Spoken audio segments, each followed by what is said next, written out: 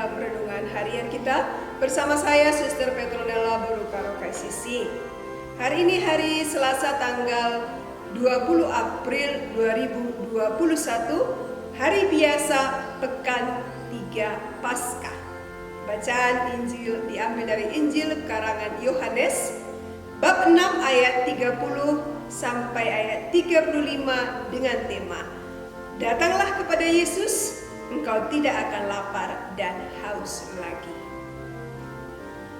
Maka kata mereka kepadanya, tanda apakah yang engkau perbuat supaya dapat kami melihatnya dan percaya kepadamu?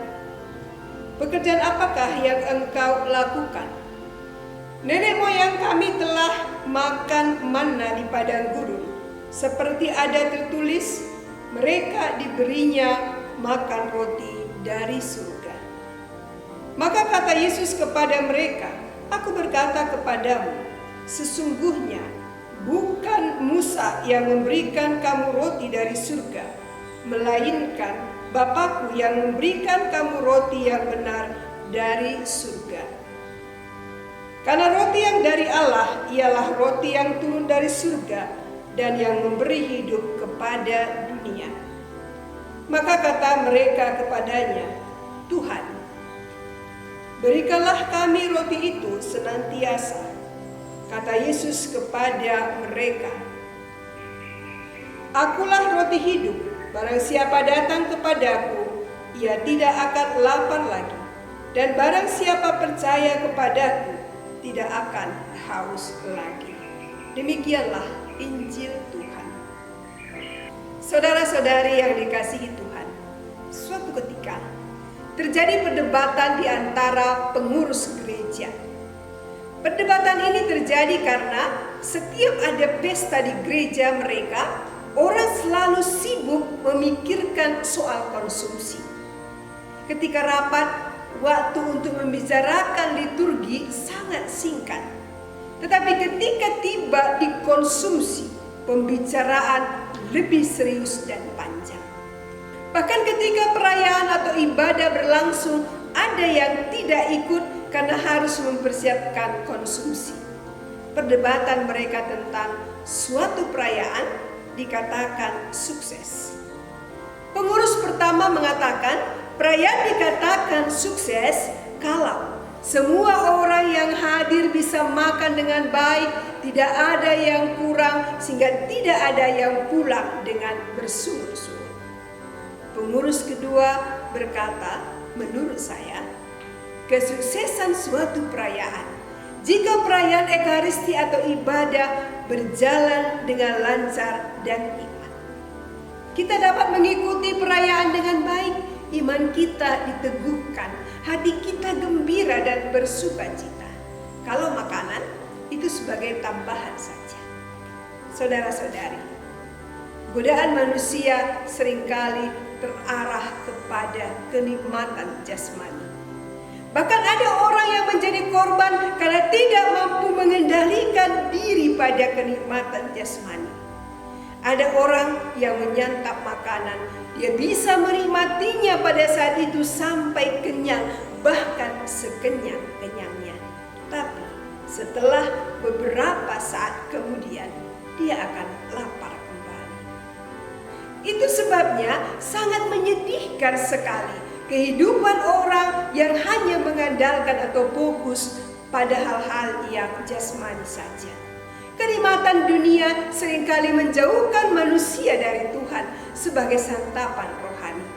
Tak dipungkiri bahwa kita membutuhkan makanan jasmani, tetapi perlu disadari bahwa kita juga butuh makanan rohani agar hidup kita seimbang. Saudara-saudari yang terkasih, dalam bacaan yang kita dengar, orang-orang Yahudi meminta tanda kepada Yesus. Mereka berkata, tanda apakah yang engkau perbuat supaya kami melihatnya dan percaya kepadamu? Bagi mereka, kepercayaan hanya dapat berdasarkan penglihatan.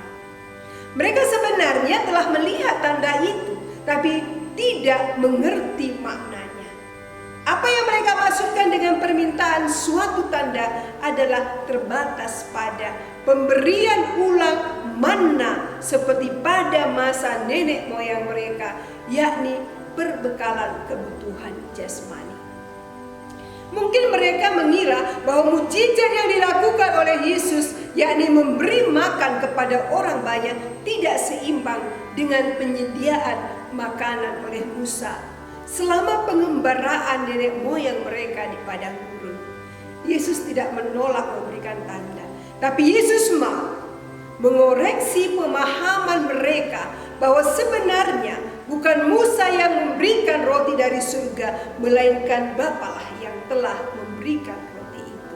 Allah tidak hanya memberikan manna di padang gurun bagi bangsa Israel, tapi juga memberikan anaknya sendiri sebagai roti yang turun dari surga.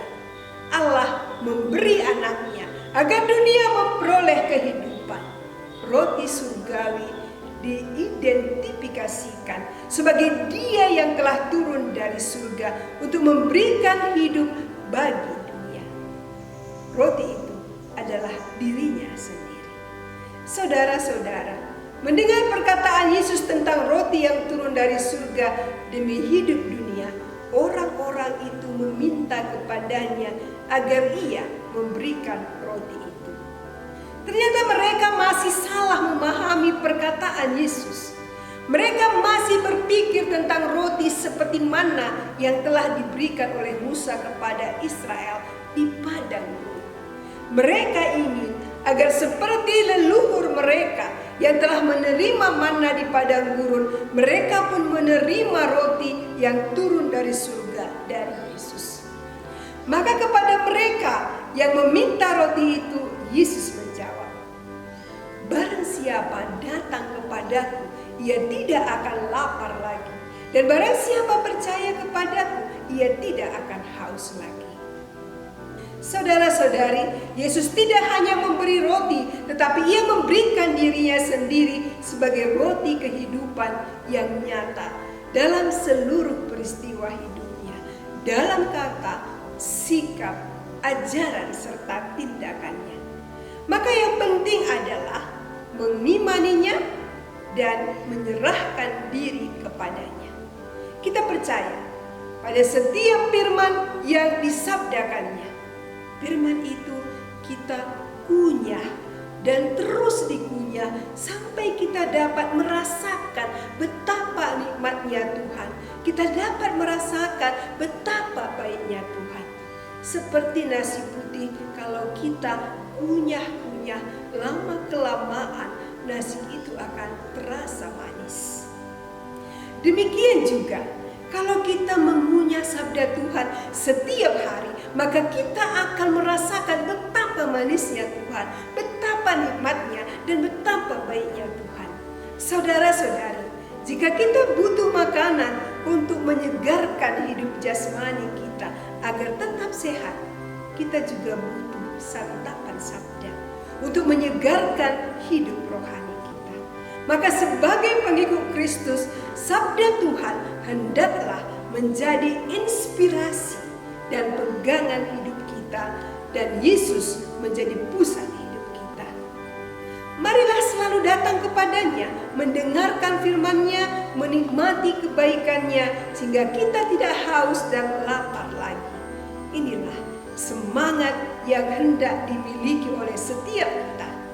Tentu saja ini butuh proses, sehingga makin hari kita semakin mencintai Yesus sebagai roti